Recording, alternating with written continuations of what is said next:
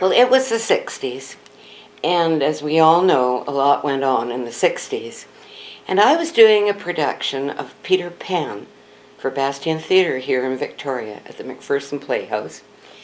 And it went just very well. Everybody was loving it until we came to one day and we did the matinee and we were all set to go for the evening performance, which never came off properly because between the matinee and the evening performance, the two fellows who were going to fly me, and it was a very intricate flying device made by Peter Foy, who did The Flying Nun and Mary Martin on Broadway, and they got totally stoned and weren't able to show up. So what was left? One little stagehand, and he had to do all the flying for all of us, which meant there was Peter and Wendy and Michael and John. And so this poor soul was left with this. Well, what could we do? We had to put the show on, and all these children were anticipating this Peter Pan. So off we went. They hold me down with sandbags until it's time to fly, because otherwise you'd go soaring up. And first thing that happened was they couldn't get the hook off the sandbags, and it was leading up to Pan's big entrance through the casement windows, and the music is getting closer, and they can't get it off me, and I'm lying flat on my face as the violins are shimmering and everybody is anticipating this wonderful entrance. Well,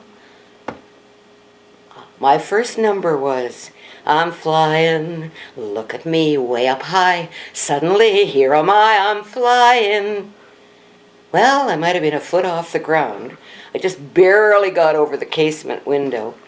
And so we made it through the first verse. In the second verse, I was supposed to go to the mantle, and I overshot the mantle and was left dangling above it for the second verse. On the third verse, Wendy came in and knocked a tree right off the stage. The tree just went away.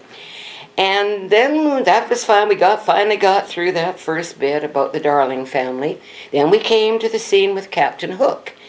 And Bill Hosey, who is playing Hook, is supposed to run me through with the sword. And he's coming at me with the sword, and Pan's going to go way up in the air. But no, Pan doesn't go anywhere. So Bill trips and falls. It was very quick thinking on his part.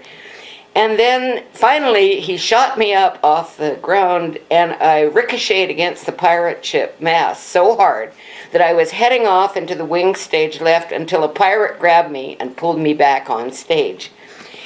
So that was pretty well it for Peter Pan.